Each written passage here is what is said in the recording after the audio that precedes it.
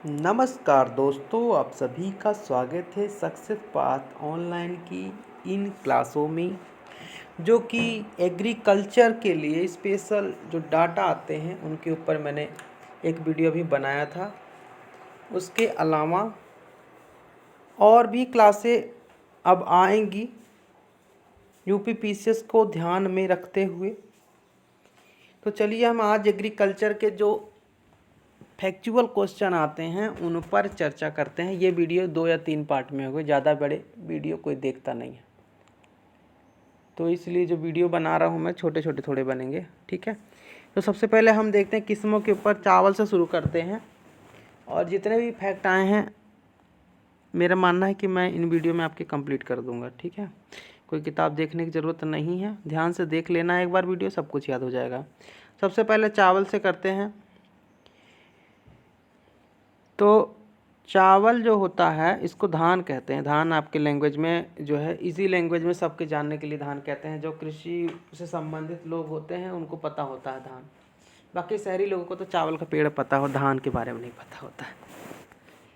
कई जगह लोग आपको ऐसे मिलेंगे इंग्लिश मीडियम। तो देखिए, ये ग्रैमनी फैमिली से आता है। इसका वैज्ञानिक नाम होता है ओराइजा सेटिवा, ठीक है। एक ट्रॉपिकल फसल होती है जो खरीफ के मौसम में जून जुलाई में बोई जाती है। लेकिन अगर ये लिख दिया जाए कि केवल जून जुलाई में बोई जाती है तो ये गलत होगा, क्योंकि ये जो जहाँ पे पानी ज़्यादा होता है, वेस्ट बंगाल वाले एरिया में 3 फसल बोई जाती है, तो ठंडी में भी बोई जाती है। तापमान है 24 से 25 डिग्री सेंटीग्रेड ज़रूरी होता है। वर्षा 150 से 200 डिग्री सेंटीग्रेड ज़रूरी होता है। ज़्यादातर ये जो होती है वो जलोढ़ मिट्टी में होती है, ठीक है। और अगर ये पूछा जाए आपका कि सेल्फ पॉलिनेटेड है या फिर जो है आउटर पॉलिनेटेड क्रॉप है, तो ये एक सेल्फ पॉलिनेटेड क्रॉप है, ये भी आपको पता होना चाहिए, ठीक है। इसके बाद देख लेते हैं कि चावल में क्या क्या होता है। चावल में प्रोटीन होता है 6 से 7%, कार्बोहाइड्रेट ज़्यादा होता है 76%, फैट होता है मिनिमम 2.5% और मिनरल्स होते हैं 1.1, काफ़ी कम होते हैं, ठीक है। खाद जो होती इनको आवश्यकता पड़ती है वो पड़ती है एनपीके यानी नाइट्रोजन, फास्फोरस और पोटेशियम की। 80 से 120 केजी पर हेक्टेयर होता है। 40 से 60 होता है फास्फोरस, 40 से 50 पोटेशियम, ठीक है। ये जो एनपीके होता है इसमें रेशियो होता है, ठीक है। एनपीके का जो रेशियो होता है 80 से 120 होता है, फास्फोरस 40 से 60 होता है और पोटेशियम 40 से 50 होता है। देखिए, मैंने बताया कि लगातार ये जो है कुछ एरियाज से हैं जहाँ पे इंडिया में 3 फसल बोई जाती है। इनके नाम कई बार परीक्षा में आए हुए हैं, तो इनको कहते हैं अमन, आस और बोरो, ठीक। अमन जो होती है वो जाड़े की फसल होती है। बोरो नवंबर दिसंबर में बोई जाती है और मार्च अप्रैल में काटी जाती है, तो गर्मी की फसल होती है। और आस जो होती है वो वर्षा की फसल होती है, जो जुलाई और अगस्त में बोई जाती है। तो हमने देख लिया कि जुलाई अगस्त में बोई जाने वाली फसल को आस कहते हैं, जो कि वर्षा ऋतु की फसल होती है। गर्मी की फसल होती है आपकी बोरो, और अमन होती है जाड़े की फसल। फिर कुछ जो है इसकी किस्में हैं, जैसे कि पूसा सुगंधित 5 हो गया, आपका लूनाश्री हो गया, जया हो गया, कृष्णा हो गया, कावेरी, गंगा, जमुना और करुणा। ये सब फसलें हैं, जिसमें लूनाश्री जो है वो आपकी सूखे वाली फसल है, ठीक है। और पूसा 1460 और पूसा 1401 सुगंधा जो है ये किसानों तक पहुंचने वाला पहला बायोटेक चावल था। और दुनिया का पहला सुपर फाइन अनाज जो है ये दोनों हैं, 1460 और 1401। तो बासमती कहते हैं इनको। जैव उर्वरक की बात करें, जो बायो फर्टिलाइजर्स यूज़ होते हैं वो होते हैं, ध्यान से सुनिएगा, एजोला है और ब्लू ग्रीन एल्गी है, ठीक है। एजोला और ब्लू ग्रीन एल्गी ये दोनों आपके जो है जैव उर्वरक हैं जो आपके बायो फर्टिलाइजर्स यूज़ होते हैं। और इनसे जो औसत उत्पादन होता है 22.4 कुंटल प्रति हेक्टेयर तक होता है। 22.4 कुंटल प्रति हेक्टेयर तक होता है। ये भी प्रश्न बनाए जा सकते हैं। अब धान की जो बुआई होती है इस पर भी प्रश्न कई बार बने हुए हैं कि धान की बुआई बीज से कैसे होती है। सीधी बुआई भी होती है और रोपाई भी होती है, जो कि अब कोरोना वायरस अभी चल रहा है, तो अभी जो ये पंजाब वाले एरिया में इस समय जो है सीधी बुआई लोग किसान ज़्यादा प्रीफर कर रहे हैं, क्योंकि मज़दूर नहीं हैं। रोपाई का मतलब ये होता है कि आप एक प्लांट में पहले से छोटे बीजों को 15-20 दिन के लिए बो देते हैं। उसके बाद जब वो थोड़े बड़े बड़े होते हैं देन उसको उठा के किसी और बड़े खेत में प्लांटेशन करते हैं, उसे हम जो है रोपाई कहते हैं। रोपाई में जो उत्पादन का स्तर होता है काफ़ी अच्छा होता है, क्योंकि जो बुआई होती है, बुआई में घास ज़्यादा हो जाती है, ठीक है। तो घास ज़्यादा हो जाने के नाते फसल पे काफ़ी बड़ा प्रभाव पड़ता है, और जो रोपाई होती है उसमें घास का वो कम होता है, घास कम निकल पाता है, ठीक है। अब अगला देखते हैं प्रमुख खरपतवार नाशी क्या है। इसमें हम यूज़ करते हैं ब्यूटाक्लोर, मैचिटी जिसे कहते हैं, प्रोपेनिल ब्यूटाक्लोर कह सकते हैं, ठीक है। इसके बाद है एक पंख भंजन क्या है। पंख भंजन किस में होता है, तो ये जो है धान में पानी की रिसाव की प्रक्रिया को हम पंख भंजन कहते हैं। जैसे आप अगर बड़े बड़े खेतों में जाएं जहाँ पे जो है सिंचाई नहर के माध्यम से होती है या फिर ट्यूबवेल के, तो वहाँ पे क्या होता है, जो मेड़ होते हैं उनमें अंदर से छेद हो जाते हैं, चूहे छेद कर देते हैं, तो वो पानी निकल जाता है, उन्हीं को हम पंख भंजन कहते हैं। धान में पानी की क्रिया का रिसाव जो हो जाता है, ठीक है। धान के कुछ रोग हैं, जैसे पत्ती का भूरा धब्बा हो गया, जीवाणु का झुलसा हो गया, शीत झुलसा हो गया, झोंका और खैरा हो गया। तो इसमें खैरा सबसे इम्पोर्टेंट है। जो खैरा होता है वो होता है आपका जिंक की कमी से, और कई प्रश्नों में ये सीधा सीधा पूछा जाता है, जितने भी छोटे एग्जाम होते हैं सब में। फिर कुछ कीट होते हैं, जैसे पत्ती का लपेटक होता है, सैनिक कीट होता है, गंधी होता है। अभी भी एक टिड्डे का लोकस्ट अटैक हो रहा है, काफ़ी नुकसानदायक है, फसलों को नुकसान करती है वो, तो वो भी इसी में आती है। वो रात रात भर में पूरे जो है पत्तियों को चर डालते हैं, खा डालते हैं, ठीक है। चावल उत्पादक देश है चीन और इंडिया, इंडोनेशिया। टॉप चावल उत्पादक में चाइना है, उसके बाद इंडिया है, ठीक है। क्षेत्रफल है इंडिया के पास में चाइना से ज़्यादा, तो क्षेत्रफल की दृष्टि से टॉप पे है इंडिया, फिर चाइना। और चावल के उत्पादन में है पश्चिम बंगाल टॉप पे, ठीक है। पश्चिम बंगाल टॉप पे है, यूपी ये डाटा गलत लिखा हुआ इसमें, यूपी तीसरे नंबर पे है। उत्पादन में क्षेत्रफल में पश्चिम बंगाल, यूपी, उड़ीसा सही है, और उत्पादन में पश्चिम बंगाल है। पश्चिम बंगाल याद रखना है आपको, ये डाटा बदला हुआ है, यूपी तीसरे नंबर पे है। उत्पादकता पंजाब है। विश्व में उत्पादकता सबसे ज़्यादा अगर चावल की पूछी जाए कहाँ पे है, तो मिस्र में जो नील नदी बेसिन है वहाँ पे है, 9503 किलोग्राम प्रति हेक्टेयर है। चावल विश्व में सबसे ज़्यादा उत्पादित और सबसे ज़्यादा क्षेत्रफल में उगाया जाता है। तो ये भी याद करने वाला एक फैक्ट है, पूछा जाता है निम्नलिखित में से कौन सा ऐसा फसल है जो विश्व में सबसे ज़्यादा उत्पादित होता है और सबसे ज़्यादा क्षेत्रफल में बोया जाता है, तो वो आपका होगा चावल, ठीक है।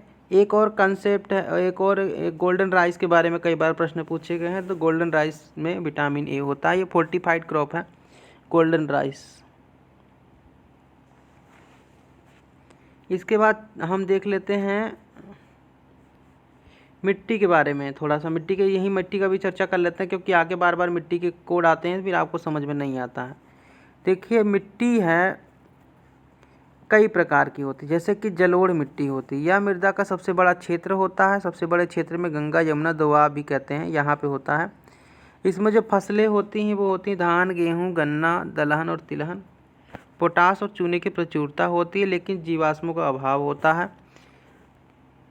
और इसका जो क्षेत्रफल है, टोटल एरिया जो आपके लैंड का है उसका 43.4% है, लगभग 15 लाख किलोमीटर स्क्वायर में है, ठीक है।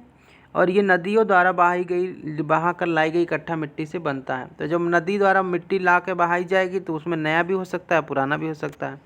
तो जो नई होगी उसको हम खादर कहेंगे, जो पुरानी होगी उसको हम बांगर कहेंगे। मीन्स अगर ये नदी है, नदी की यहाँ वाली मिट्टी जो होगी वो आपकी खादिर होगी, लेकिन यहाँ होगी तो वो बांगर होगी, जो दूर वाली होगी वो बांगर होगी, ठीक है। उत्पादन की दृष्टि से दोनों ही ठीक ठाक होते हैं, लेकिन सबसे ज़्यादा उत्पादन की बात की जाए तो नई मिट्टी होगी, खादर उसमें होगा।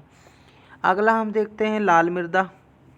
लाल मृदा जहाँ होती है वहाँ पे क्या होता है, वर्षा की मात्रा जो होती है 50 से 100 सेंटीमीटर होती है, और ये मृदा का द्वितीय विशालतम रूप है, यानी जलोढ़ के बाद लाल मृदा ही होगी।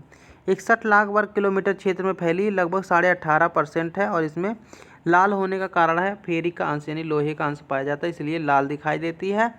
ये मिट्टियाँ जो होती हैं वो ग्रेनाइट, नीस और शिस्ट से बनी होती हैं। ग्रेनाइट पत्थर होता है ना, ग्रेनाइट नीस और शिस्ट जैसी जो आपकी वो होती हैं चट्टानें होती हैं, उनके अपक्षय से बनी होती मिट्टियाँ ये। इसमें फेरिक की जो सांद्रता होती है वो अधिक होती है, और जीवाश्म जो होते हैं वो कम होंगे, ठीक है।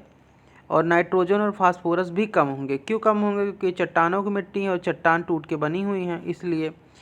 ये संपूर्ण तमिलनाडु, दक्षिण कर्नाटक और दक्षिण पूर्वी महाराष्ट्र, उड़ीसा और मध्य प्रदेश में पाई जाती हैं। तो अगर हम ऐसे मैप बना लेते हैं, 1 मिनट। मैं बना कैसे समझाते हैं आपको।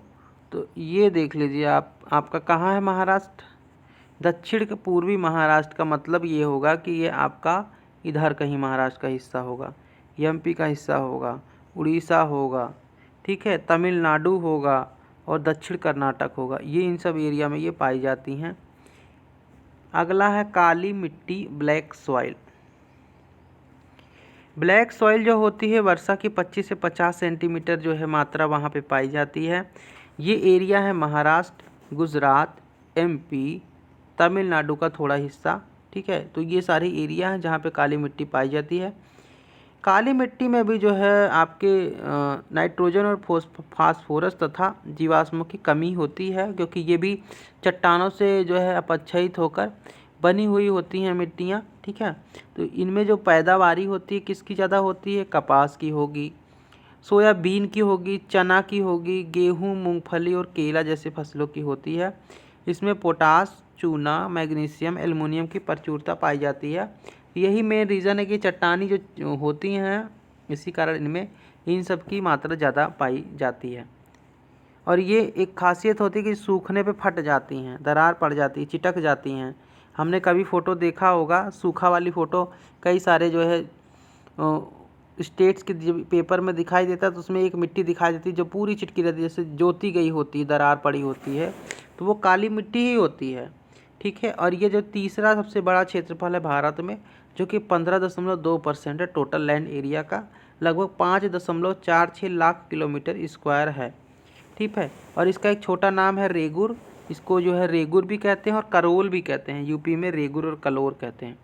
इसके बाद आगे आपका लेटराइट मिट्टी। लेटराइट मिट्टी जो होती है वर्षा की मात्रा जहाँ ज़्यादा होती है नॉर्थ ईस्ट एरिया में, वहाँ पर पाई जाती है। यह मृदा का चौथा सबसे बड़ा वर्ग है, लगभग 1.26 लाख किलोमीटर के क्षेत्रफल में ये पाया जाता है। इसके अलावा जो है ये टोटल लैंड एरिया का 3.7% एरिया लिए हुए है, और इसमें जो निच्छालन प्रक्रिया होती है बहुत ज़्यादा होती है, बारिश ज़्यादा पड़ती है इसकी वजह से, और इसमें जितने न्यूट्रिएंट्स होते हैं वो सारे बह जाते हैं। इसमें नाइट्रोजन, फास्फोरस और पोटेशियम तथा चूने का जो होता है वो कमी पाया जाता है। कमी पाने की यही रीज़न है कि ये बह जाती हैं सारी ना, इसी कारण जो है इसमें कमी पाया जाता है। लेकिन इसमें फेरिक और एल्युमिनियम की मात्रा अधिक होती है। इसका भी एक रीज़न यही है कि जो चट्टानें चिटकती हैं, जो बहती हैं, तो उनमें ये जो प्रचुर मात्रा ऊपर आ जाती है। इनमें जो फसलें होंगी वो होंगी चाय, कॉफ़ी, रबर, सिनकोना, इस तरह की फसलें होती हैं जहाँ पे पानी ज़्यादा होता है। और जहाँ चट्टानी होंगी वहाँ पे जैसे कॉफ़ी है, वो चट्टानी एरिया जहाँ होगा वहाँ पे पैदा होती है, लेकिन उनको कुछ नॉर्मल पानी का भी मौसम चाहिए, सदाबहार टाइप का। चाय हो गया, कॉफ़ी हो गया, उनको बारिश होना चाहिए लेकिन पानी इकट्ठा नहीं होना चाहिए। ऐसे रबड़ हो गया या फिर सिनकोना हो गया, तो ये एरिया भी वैसे ही है। जैसे कर्नाटक हो गया, कर्नाटक में कॉफ़ी होती है, केरल में रबर होता है, तमिलनाडु हो गया, उड़ीसा हो गया, महाराष्ट्र हो गया, असम का कुछ एरिया हो गया जहाँ पे आपके बारिश वगैरह ठीक ठाक होती है, जहाँ पे चाय की पैदावार होती है, ठीक। आगे हमें देखना है मरुस्थलीय मृदा। मरुस्थलीय मृदा जो होती है डेजर्ट लैंड वो कहते हैं इसको, सॉइल जो होती हैं, ये आपके पंजाब के कुछ एरिया हैं, हरियाणा के हैं, राजस्थान के हैं, कुछ पश्चिमी उत्तर प्रदेश में भी हैं। इसमें मिनरल और फास्फोरस की जो है प्रचुरता जो है होती है, लेकिन नाइट्रोजन और फॉस्फोरस की इसमें भी कमी होगी। तो ये तो मरुस्थलीय मृदा, यहाँ तो कमी होनी ही होनी है। इसमें मुख्य फसल आपकी बाजरा, जौ, मोटा अनाज और सरसों बोई जाती है, ठीक। अगला है आपका पर्वतीय मृदा। पर्वतीय मृदा नवीन और अविकसित मृदाएं हैं। इसमें पोटास, चूना और फास्फोरस का अभाव होता है, जीवाश्म ज़्यादा पाया जाता है, ठीक है। और यहाँ पे पैदा होगी आपकी सेब, नाशपाती, अलूचा, जो भी आपकी पर्वतीय फसलें होती हैं वो सभी पाई जाती हैं, ठीक है। और इसलिए पाई जाती हैं क्योंकि ये इनमें जो है जीवाश्म तो पाया जाता है ज़्यादा, लेकिन इसमें पोटास, चूना, फास्फोरस नहीं होता है, ठीक है। नवीन पर्वतीय जो मृदा होती है, नवीन मृदा होती है, नया इनका विकास होता है, लेकिन ये अविकसित होती हैं। इसके बाद एक लंबा सा एक और मृदा आता है जिसे हम पीट और दलदली मृदा कहते हैं। पीट दलदली मृदा जो है केरल, तमिलनाडु का कुछ एरिया है, आंध्र प्रदेश का भी कुछ है, उड़ीसा और पश्चिम बंगाल में छोटा मोटा एरिया पाया जाता है। पश्चिम बंगाल में ज़्यादा एरिया पाया जाता है इसका, ठीक है। केरल, तमिलनाडु, आंध्र प्रदेश में तो पाया जाता है। तो इसमें क्या है, इसमें कार्बनिक पदार्थ ठीक ठाक होता है, 10 से 40% होता है। और ये मैंग्रोव वन में पाई जाने वाली मिट्टी है। ठीक है, मिट्टी जो ये है ये मैंग्रोव वनों में पाई जाती है। और मुख्य पेड़ अगर देखा जाए तो आपको वहाँ पे जो मैंग्रोव के वन होंगे, जैसे कि आपके सुंदरी का पेड़ होता है, सुंदर वन में है ना, सुंदरी का पेड़ होगा। और वो कई तरह की घासें होती हैं उस तरह से। इसके बाद आपका सैलिन और बेसिन जो होती है, ये मृदा होती है लवड़ी और क्षारी जिसे कहते हैं। ये उन्हीं जगह ज़्यादा पाई जाएगी जहाँ नहरों से सिंचाई सबसे ज़्यादा होती है। रीज़न बेस क्या होता है कि नहरों से सिंचाई में नहरों के जो पानी आते हैं उसके साथ साथ जो उनका बहाव होता है, बहाव के साथ साथ वो कई तरह के जो है एरिया से होते हुए आते हैं। ठीक है, तो उनमें लवणिता और क्षारीयता, जैसे कई खेतों से निकल के आ रहे हैं या फिर नहर की पानी, तो ये थोड़ी केवल खेतों में जा रहा है, खेतों से उतर भी रहा है। नहर में शहर का पानी भी आता है, शहर का निकास का पानी भी नदियों से नहरों में बनता है। तो क्या होता है कि जो मृदा प्रदूषित हो गई या मृदा में सैलिनिटी बढ़ गई लगातार, तो वो सैलिनिटी खेतों तक पहुंचती है। इसी वजह से जो वो जो खेत की जो वो होगी वो सैलिनिटी भी बढ़ जाती है। ठीक है, तो राजस्थान, उत्तर प्रदेश, बिहार और महाराष्ट्र इसमें जो है इस मृदा जो ये एरिया होता है, ये इन्हीं एरियो में पाया जाता है जहाँ पे नहर की सिंचाई सबसे ज़्यादा होती है। तो ये राजस्थान है, उत्तर प्रदेश है, बिहार है, महाराष्ट्र में। फिर से बता रहा हूँ, ये आपको याद रखना है। राजस्थान, उत्तर प्रदेश, बिहार और महाराष्ट्र। और जो उत्पादित फसलें हैं तो फसलें नॉर्मल ही हैं, बरसीम भी हो गई, धान भी हो गया, गन्ना भी हो गया। सिंचाई जहाँ पे ठीक ठाक होती है, फसलें सारी पैदा होती है। मेजर क्रॉप आपकी फूड ग्रेन क्रॉप आप समझ के रखेंगे। तो ये हो गया आपकी मृदा के बारे। तो मैंने 2 टॉपिक देखा, इसमें मैंने धान के बारे में आपको बताया। धान के बारे में पहले इसलिए बताया क्योंकि धान के बारे में से प्रश्न हर बार ही बनाए जाते हैं, कुछ ना कुछ पूछे जाते हैं। जैसे धान की खेत से कौन सी गैस निकलती है, मीथेन गैस निकलती है। धान कैसी फसल है, ट्रॉपिकल फसल है। फिर आपसे धान के बारे में पूछा जाएगा कि 3 फसलें में से निम्न में से कौन सी नहीं है। अमानास बोरो हो गए, इनमें ठंडी फसल कौन है, ठंडी में बोई जाने वाली कौन सी फसल। इस तरह से तमाम प्रश्न धान से बनाए जाते हैं। रोपाई के बारे में पूछा जाता है कि बासमती की रोपाई में प्रति जो है हेक्टेयर कितने जो है बीज की आवश्यकता पड़ती है, आर में पूछा गया था। तो ऐसे इसलिए मैंने धान के पहले बता दिया आपको। तो इसके साथ में आपका ये टॉपिक आज का फिर से ख़त्म होता है। और अगला 20 मिनट के वीडियो फिर से बनाएंगे हम, 20-20 मिनट में ही रखेंगे इसको। ठीक है, ये सीरीज़ का नाम है 1 नंबर सीरीज। आपको प्लेलिस्ट मिल जाएगी 1 number series success path online पे, आप देखते रहिए। ऐसे 20-20 मिनट करके वीडियो बनाएंगे। ज़्यादा बड़े वीडियो बनाने पे कोई नहीं देखता है, अपलोड करने में दिक्कत होती है। अगला चैप्टर हमारा ये क्रॉप से होगा और इसके अलावा आगे और भी इंपॉर्टेंट चीज़ों पर चर्चा करेंगे। तो देखते रहिए सक्सेस पाथ ऑनलाइन के और अपनी तैयारी को बेहतर बनाते रहिए। जय हिंद, जय भारत। फिर मिलेंगे अगले वीडियो में।